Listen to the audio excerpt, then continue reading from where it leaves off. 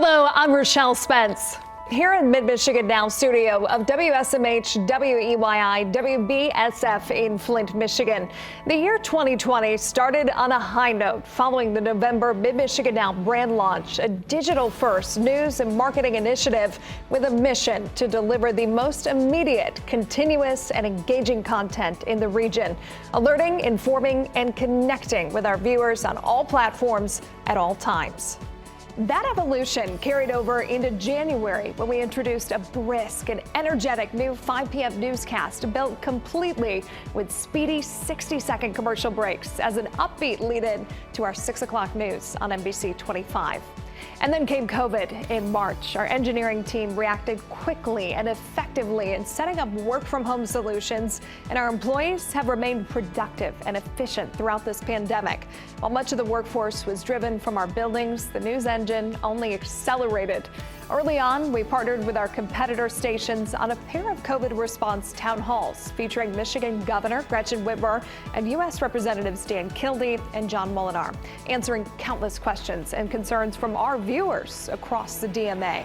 When two local dam failures inundated Midland County with a 500-year flood, Mid-Michigan Now braved the waters with 4 days of intensive team coverage, rivaling market leader WNEM in their own backyard.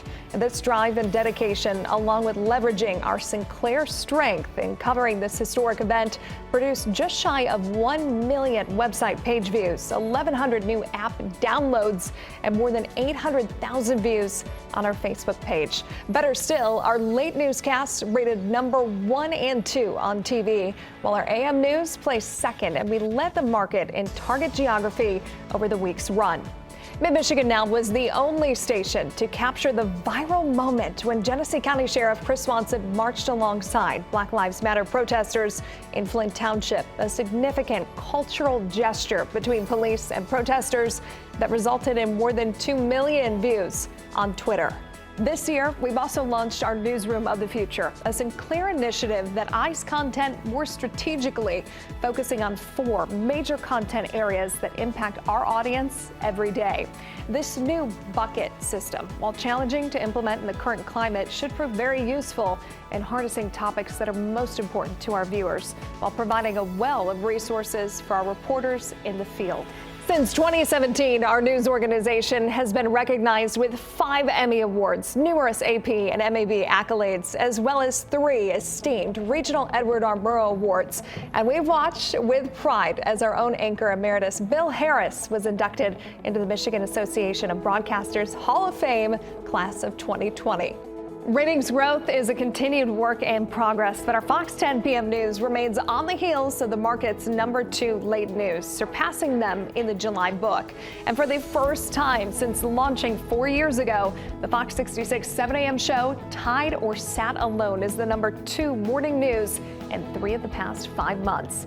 As morning news ratings across the market fell by 25%, the Mid-Michigan Now AM product grew by a combined 73% year to date. While conventional TV ratings remain an uphill fight on the digital frontier, our stations hold the high ground. In a split market like Flint, where viewing habits are firmly influenced by history and geography, our digital efforts are making gains, with Mid-Michigan Now leading the market in nearly every new media metric for online news viewing. This includes significant growth with traffic to website and engagement socially. From January through September, MidMichiganNow.com has generated more than 30 million page views, pacing 10 million higher than just last year. To date, Mid-Michigan Now social posts have drawn 4.9 million interactions, and Mid-Michigan Now Facebook videos have been viewed upwards of 57 million times so far this year. Likewise, Twitter has seen a 200% increase over 2019. As a result of adverse economic factors in Flint, we continue to aggressively price to secure the highest shares possible of all active business in the market and target Detroit DMA businesses for OTT and digital. Although short of goal, monthly digital and new business revenue performance has improved nearly every month since the first state-mandated shutdown. Political activity in Flint has been strong. In third quarter, we finished at 122% to budget, and we are forecasting Q4 at 105%. And our station partnership with Hurley Medical Center has been enhanced and expanded based on a $120,000 increase on prior year spending. The hospital is our top local advertiser in Flint. In October, we collaborated with Hurley to produce and broadcast via our web assets and Facebook Live the first ever virtual Pink Night Palooza, a rollicking and risque charity event benefiting Hurley breast cancer patients that raised $25,000 in just 1 hour. Nearly every department manager has a relationship with this account. Although COVID-19 prevented our spring and fall health expos from happening, it did not stop us from producing and selling our largest NTR initiative of the year. Despite no tickets or hospitality events in the sales package, our team generated $30,000 in new and incremental from our 19th hole sports coverage of the Ally Challenge. In its third season at Grand Blank's Warwick Hills, Mid-Michigan Now has become the undisputed home base for this highly marketable PGA Tour Champions event. Looking ahead to 2021, our stations will benefit from the Tokyo Summer Olympics, along with the hopeful return of 2 health expos and other non-traditional initiatives. In all, these represent more than $700,000 in incremental revenue for our stations, and we can't wait to see where we go from there. From the Mid-Michigan Now studio in Flint, Michigan, I'm Rochelle Spence.